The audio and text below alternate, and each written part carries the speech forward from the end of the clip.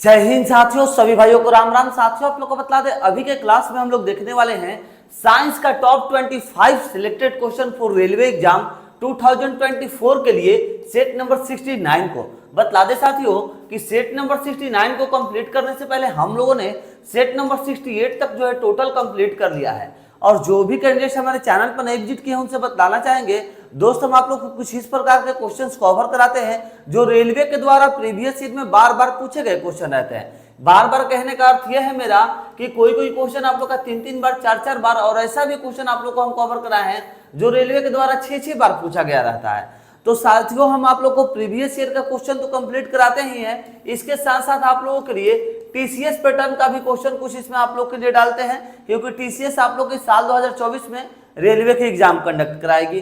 तीसरा number NCERT का question कराते हैं। एनसीईआरटी का इसलिए क्योंकि एएलपी टेक्नीशियन में स्पेशली एनसीईआरटी से 30 से 40% क्वेश्चन डालता है। उसके बाद कोटा वाला क्वेश्चन लाते हैं जो कि रेलवे के द्वारा पोस्ट को इंक्रीज करने के लिए एग्जाम लिए जाते हैं। रेलवे में जो भी कैंडिडेट पहले से कार्यरत रहते हैं उनका फिर से एग्जाम होता है, तब जाकर के उनका प्रमोशन होता है। तो वो जो क्वेश्चन पूछता है ना इंटरनल, वही क्वेश्चन फिर आप लोग का बाद में डायरेक्ट रिक्रूटमेंट में क्वेश्चन को डालता है 2-3 सालों के बाद जब आप लोग की भर्ती आती है। तो साथियों ये सारे क्वेश्चंस को हम कवर करने की कोशिश करेंगे। चलिए अब हम लोग स्टार्ट कर लेते हैं सेट नंबर 69 को। और अगर आप लोग सेट नंबर 68 तक टोटल वॉच करना चाहते हैं तो इसी वीडियो के डिस्क्रिप्शन में आप लोगों को हम लिंक प्रोवाइड करवा दिए हैं, आप लोग जा करके टोटल क्लासेस को वॉच कर लीजिएगा। इन सभी में भी इन चारों पैटर्न पर आधारित क्वेश्चन डाले गए हैं सेट नंबर 68 में भी आप लोगों का, ठीक है, सेट नंबर 68 तक। और जीके जीएस का भी शायद हम लोगों ने सेट नंबर 23 तक शायद कंप्लीट कर लिया है, तो वो भी क्लास आप लोग कर लीजिएगा। रेलवे के पॉइंट ऑफ व्यू से स्पेशली वो सारे क्लासेस कराए जाते हैं।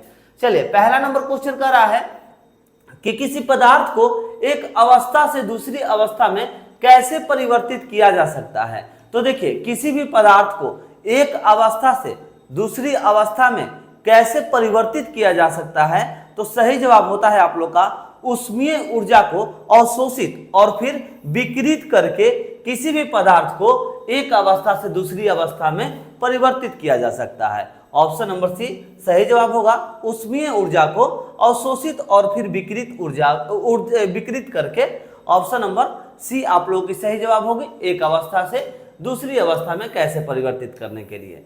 चलिए सेकंड नंबर क्वेश्चन कह रहा है कि प्रकाश के लिए निम्नलिखित कथनों में कौन सा गलत है, यानी कि गलत बताना है साथियों इन चारों कथन में से कि प्रकाश के लिए निम्नलिखित में से कौन सा गलत कथन दिया गया है। कभी भी आप लोग एग्जामिनेशन हॉल में बैठते हैं तो गलत क्वेश्चन में कभी भी जो गलत रहे नहीं रहे इन सब बातों पर ध्यान देना रहता है, नहीं तो हड़बड़ी के चक्कर में आप लोग गलत आंसर मार दीजिएगा। जब भी गलत दे तो इन चारों में से कोई एक कथन गलत है, इतना फिक्स है। आइए ढूंढते हैं वो कौन सा कथन है।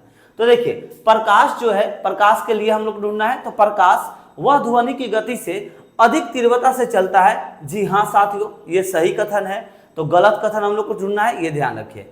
वह निर्वात में से गुजर सकता है, यस प्रकाश जो है निर्वात में से गुजर सकता है। तीसरा वह निर्वात में से नहीं गुजर सकता, यही हम लोग का गलत दिया गया है। ऑप्शन नंबर सी हम लोग की सही जवाब हो जाएंगी, प्रकाश जो है वह निर्वात में से नहीं गुजर सकती है, यह कथन गलत है। सही जवाब ऑप्शन नंबर सी साथियों। चलिए अब हम लोग आगे बढ़ते हैं, इससे जुड़े हुए कुछ इंपॉर्टेंट पॉइंट्स को देख लेते हैं। देखिए यहां पर कह रहा है आप लोगों का कि प्रकाश के चलने के लिए माध्यम की आवश्यकता नहीं होती है, अतः यह निर्वात में भी गुजर सकता है। निर्वात में प्रकाश की जो चाल होती है वो अधिकतम 3 × 108 मीटर पर सेकेंड होती है, इसे आप लोग को ध्यान रखना होगा। ये भी पूछ सकता है कि प्रकाश की निर्वात में जो चाल है वो कितनी होती है, अधिकतम कितनी होती है, तो 3 × 108 मीटर पर सेकेंड होती है साथियों। चलिए अब बढ़ते हैं हम लोग थर्ड नंबर क्वेश्चन की तरफ। कह रहा है प्रकाशीय गेज निम्नलिखित सिद्धांत पर कार्य करता है। तो बतला दें आप लोगों को साथियों, जो प्रकाशीय गेज है आप लोगों की वो परावर्तन पर कार्य करता है। ऑप्शन नंबर ए सही जवाब हो जाएगा आप लोग का, प्रकाशीय गेज निम्नलिखित के सिद्धांत पर कार्य करता है। तो किस पर करता, तो परावर्तन पर करता है। और इसके साथ साथ आप लोग इस क्वेश्चन को VVI में जरूर नोट्स करके रख लीजिएगा साथियों, क्योंकि ये क्वेश्चन बहुत इंपॉर्टेंट है और आप लोग का जरूर पूछने वाला है इस बार साल 2024 में। चलिए आगे बढ़ते हैं, देखते हैं इससे संबंधित कुछ आप लोगों के लिए इंपॉर्टेंट पॉइंट्स। तो कह रहा है इंपॉर्टेंट पॉइंट्स कि प्रकाशीय गेज जो है परावर्तन के सिद्धांत पर कार्य करता है। प्रकाश के चिकने पृष्ठ से टकरा करके लौटने की घटना को परावर्तन कहते हैं। ध्यान रखिएगा, कभी पूछ दे कि परावर्तन किसे कहते हैं, तो प्रकाश के चिकने पृष्ठ से टकरा करके लौटने की घटना को परावर्तन यानी कि रिफ्लेक्शन कहा जाता है। ऑप्शन नंबर आप लोगों का वहां तो हो गया, ऑप्शन नंबर कौन सा था, तो ऑप्शन नंबर ए था आप लोग का परावर्तन। ठीक है, चलिए अब यहां पर यह भी समझ गए कि परावर्तन किसे कहते हैं। आगे बढ़ते हैं, देखते हैं 4 नंबर क्वेश्चन। कह रहा है दोस्तों 4 नंबर क्वेश्चन कि सूखा बालू जो है चमकीला क्यों दिखाई देता है जबकि गीला बालू द्युतिहीन होता है, ऐसा क्यों? तो आप लोग को हम बतलाना चाहेंगे हमारे छोटे भाइयों, इसका सही जवाब हो जाएगा, इसका कारण होता है परावर्तन। क्या होता है? इसका कारण होता है परावर्तन। ठीक है, देखिए सूखा बालू जो है चमकीला दिखाई देता है, ठीक है, जबकि गीला बालू जो है द्युतिहीन होता है। इसका क्या कारण है? तो इसका कारण परावर्तन है। इससे देखते हैं कुछ इंपॉर्टेंट पॉइंट्स अगर आप लोग को मिलते हैं तो वो भी समझा दे। देखिए इंपॉर्टेंट पॉइंट्स हम लोग का कह रहा है कि सूखे बालू पर पड़ने वाली किरणें जो है ना परावर्तित होती है, जिससे कि यह चमकीली दिखाई देती है, जबकि गीला बालू प्रकाश किरणें को अवशोषित कर लेता है, अतः यह जो है द्युतिहीन होता है। इसे ध्यान रखिएगा, बहुत अच्छा क्वेश्चन है। नेक्स्ट क्वेश्चन आगे बढ़ते हैं क्वेश्चन नंबर 5 की तरफ। कह रहा है 5 नंबर क्वेश्चन कि मछुआरों को तालाब के किनारे मछली को भाले से मारने की कोशिश में उसे क्या करना चाहिए? साथियों सभी लोग अपना अपना कमेंट जो है जरूर करिए कि इसका सही जवाब क्या होगा। मछुआरों को तालाब के किनारे मछली को भाले से मारने की कोशिश करने में उसे क्या करना चाहिए? मछुआरे को क्या करना चाहिए? कहां पर निशाना साधना चाहिए? आइए देखते हैं सही जवाब क्या होगा। देखिए मछली के नीचे ध्यान लगाना चाहिए। जी हाँ साथियों, मछली के सीधे नीचे, कभी भी मछुआरों को पानी में मारने के लिए मछली को मछली के नीचे की जगह को ध्यान देना चाहिए, मछली के ऊपर नहीं और ना ही मछली पर, तो मछली के नीचे ध्यान लगाना चाहिए। ऑप्शन नंबर ए सही जवाब होगा।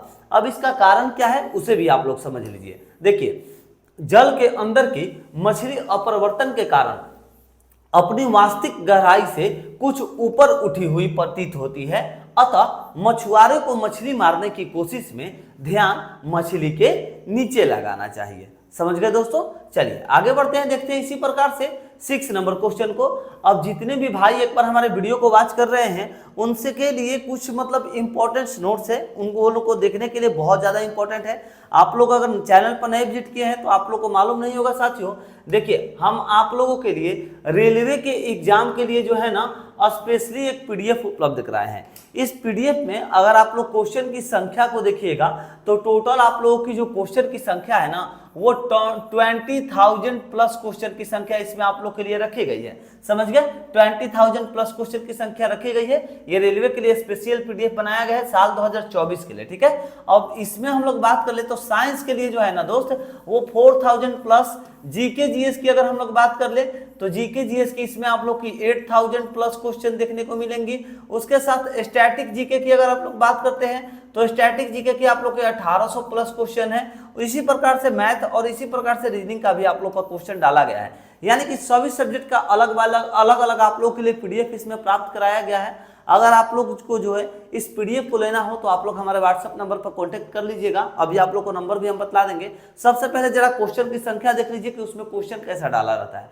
तो देखिए दोस्त इसमें जैसे क्वेश्चन है आप लोग का यहाँ पर 19 नंबर में कि एथलीट फुट नामक बीमारी जो है यह किससे उत्पन्न होती है? तो सही जवाब होता है आप लोगों का कवक से। किससे होती है? तो कवक से होती है। जस्ट लाइक यहाँ पर देखिए सर्वप्रथम विषाणु यानी कि वायरस की खोज जो है वो किसने किया था?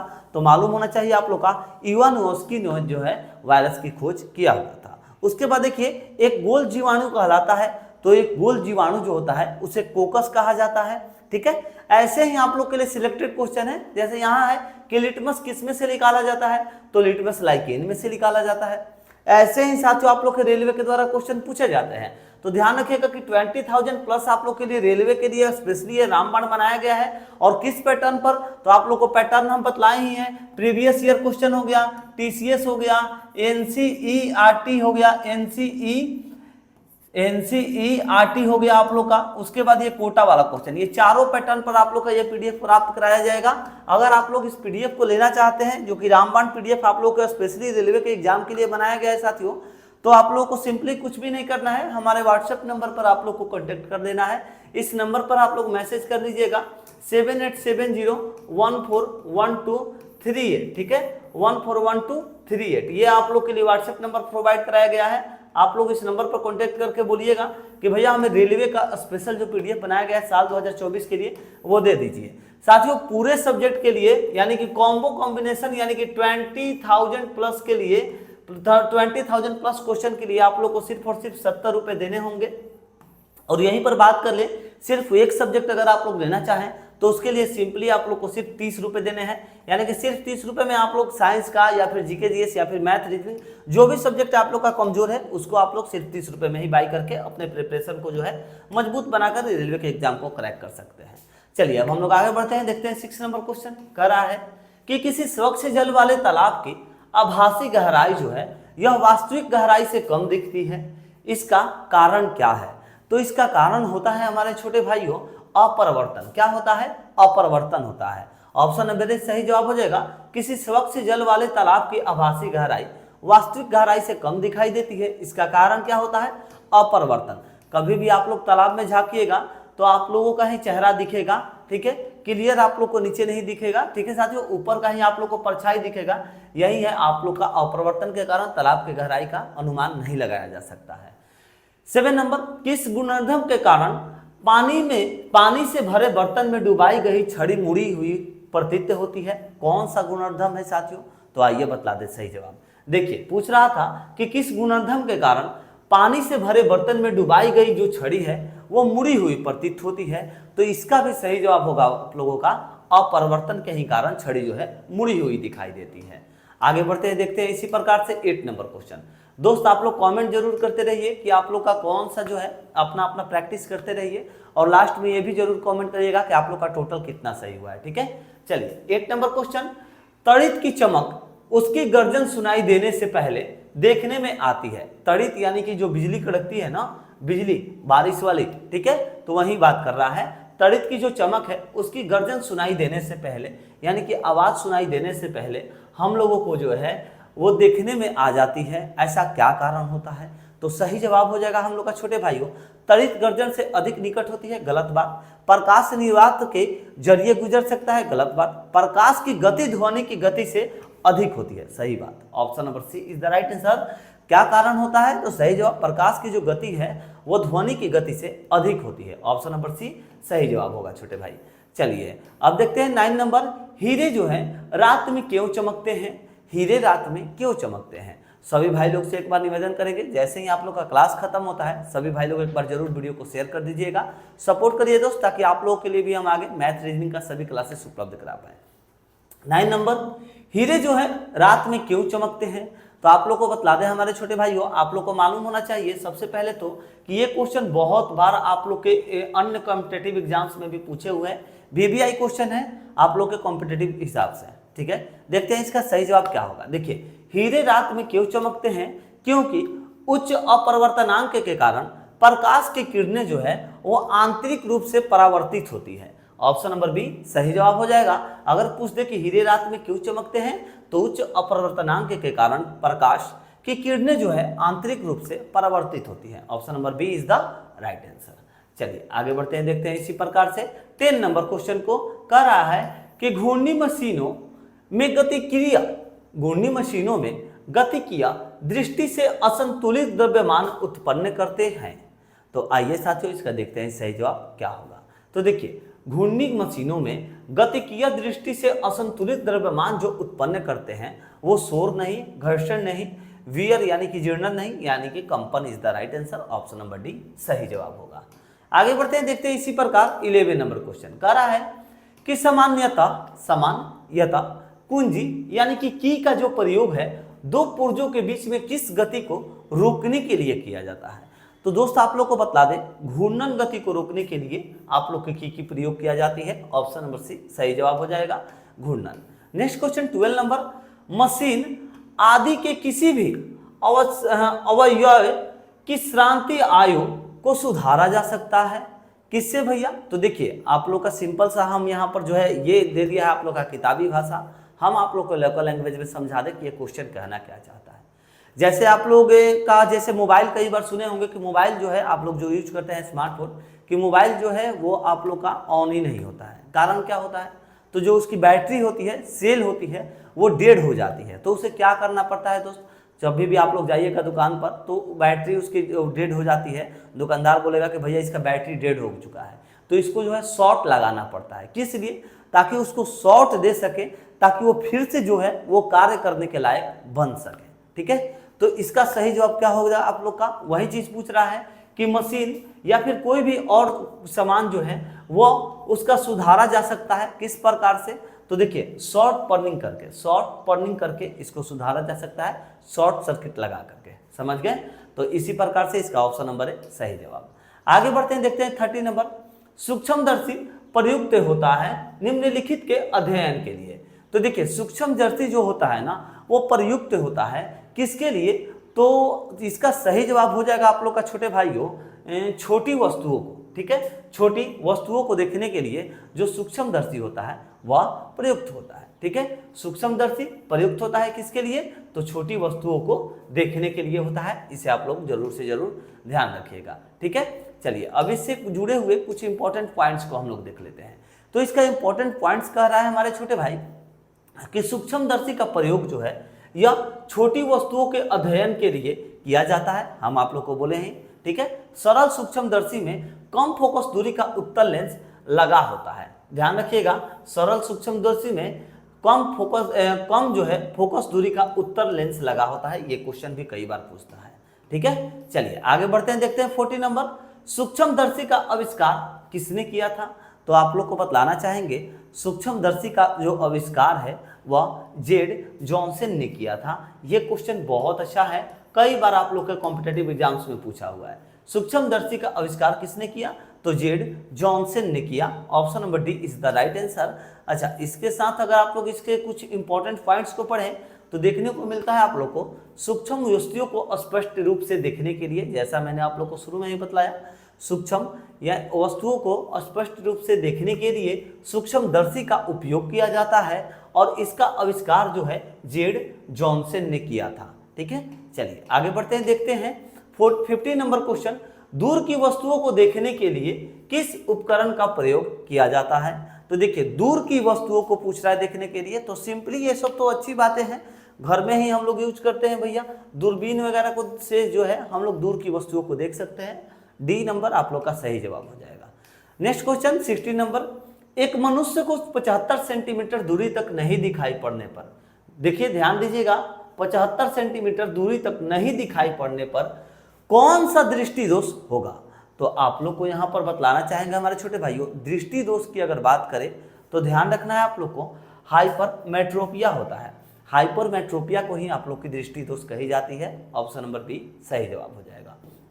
आगे बढ़ते हैं, देखते हैं इसी प्रकार से इससे जुड़े कुछ इंपॉर्टेंट पॉइंट्स। कह रहा है कि यदि मनुष्य को 75 सेंटीमीटर दूरी तक नहीं दिखाई पड़ता है तो उसे हाइपरमेट्रोपिया नामक दृष्टि दोष होता है। हाइपरमेट्रोपिया को ही दूरदृष्टि दोष कहते हैं। इसके कारण ही रोगी निकट की वस्तुओं को जो है ठीक से नहीं देख सकता है। ऑप्शन नंबर आप लोगों का हम बतला ही दिए जो सही जवाब था। चलिए आगे बढ़ते हैं, देखते हैं 70 नंबर। दृष्टि का हाइपरमेट्रोपिया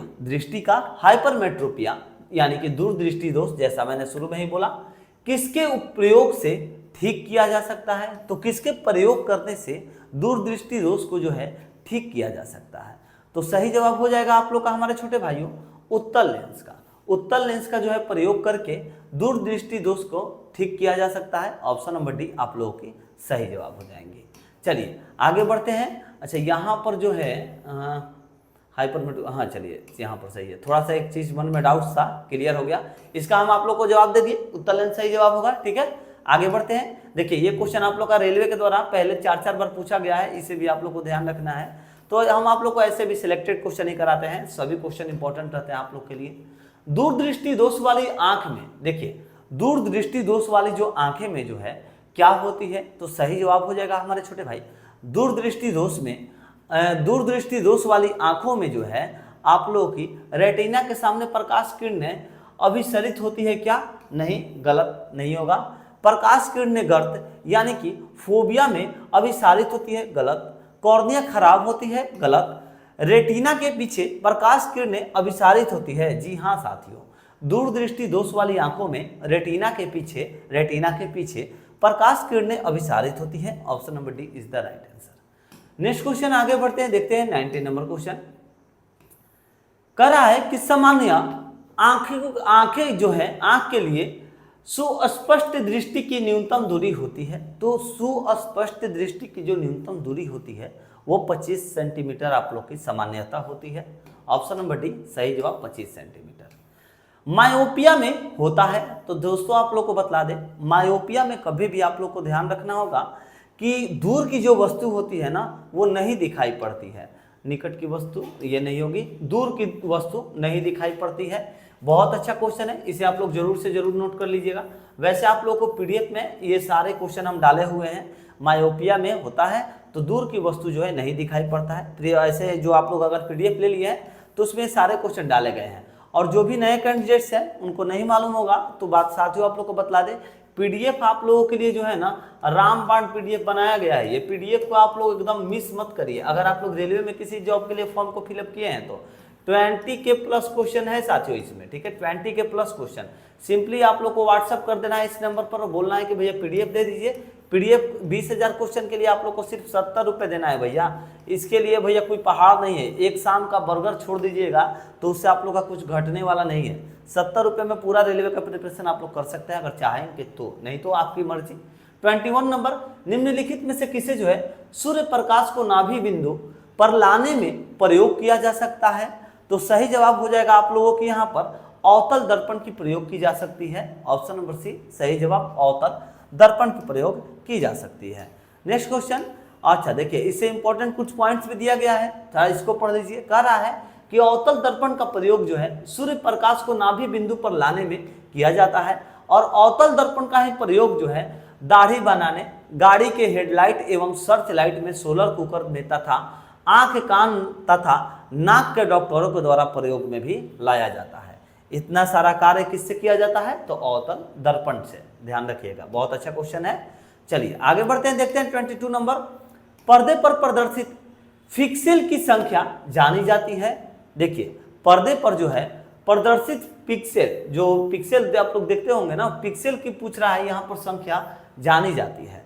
तो कैसे जानी जाती है? तो आप लोग को बतला दें, पर्दा के अवलोकन आकार के रूप में जानी जाती है। ऑप्शन नंबर सी सही जवाब हो जाएगा, पर्दा की अवलोकन आकार के रूप में जानी जाती है। दो समानांतर दर्पण के बीच कितने प्रतिबिंबित देखे जा सकते हैं? तो दो समानांतर दर्पणों के बीच में कितने प्रतिबिंब को देखे जा सकते हैं? तो सही जवाब हो जाएगा इसका आप लोग का अनंत जो है प्रतिबिंबे देखी जा सकती हैं। Option number C is the right, E is the right answer, Anant. दर्पण बनाने में निम्नलिखित में से किसे उपयोग में लाया जाता है? तो देखिए दर्पण बनाने में निम्नलिखित में से किसे उपयोग में लाया जाता है? तो सही जवाब हो जाएगा आप लोग का सिल्वर नाइट्रेट का। सिल्वर नाइट्रेट का जो है दर्पण बनाने में उपयोग में लाया जा सकता है। ऑप्शन नंबर ए सही जवाब। और ये बहुत ही अच्छा क्वेश्चन है, VVI क्वेश्चन है आप लोग के आगामी एग्जाम्स को देखते हुए। दर्पण बनाने में निम्नलिखित में से किसे उपयोग में लाया जा सकता है? तो सिल्वर नाइट्रेट का उपयोग में लाया जा सकता है। आगे बढ़ते हैं, देखते हैं 25 नंबर। प्रकाश का वेग जो है यह सर्वप्रथम किसने मापा? तो ध्यान रखना है आप लोगों को, प्रकाश का जो वेग है वो पहली बार रोमर ने नापा था। किसने? रोमर ने। साथियों आप लोग का यहाँ पर क्लास खत्म होता है सेट नंबर 69। इसी प्रकार कल हम लोग कंप्लीट करेंगे सेट नंबर 70 को, और इसी प्रकार हम लोग आज कंप्लीट करेंगे जीके जीएस का सेट नंबर 24 को। दोस्त अगर आप लोग सभी क्लासेस को वॉच करना चाहते हैं तो आप लोग चैनल को जरूर से जरूर सब्सक्राइब करके बेल आइकन दबा दीजिएगा। बेल आइकन दबाइएगा तो ही आप लोग के पास नोटिफिकेशन जाएंगी जैसे ही आप लोग के लिए वीडियो जो है उपलब्ध कराएंगे। तो और अगर आप लोग पीडीएफ लेना चाहते हैं तो इस नंबर को ना भूलिए, इस नंबर पर आप लोग जो है स्क्रीनशॉट ले लीजिए और इस नंबर पर व्हाट्सएप कर लीजिएगा। रामबाण पीडीएफ आप लोग को दिया जाएगा 20K प्लस PDF, वो भी सिर्फ रेलवे के एग्जाम के पॉइंट ऑफ व्यू से, चाहे आप लोग RPF में फॉर्म फिलअप किए हैं, NTPC हो या फिर ग्रुप डी की तैयारी करने वाले हो या फिर ALP टेक्नीशियन हो, सभी के लिए PDF रामबाण रहेगा, साबित होगा। ध्यान रखिएगा 20,000 plus question WhatsApp number provide करा दिए हैं, व्हाट्सएप करके नंबर जो है ले लीजिएगा।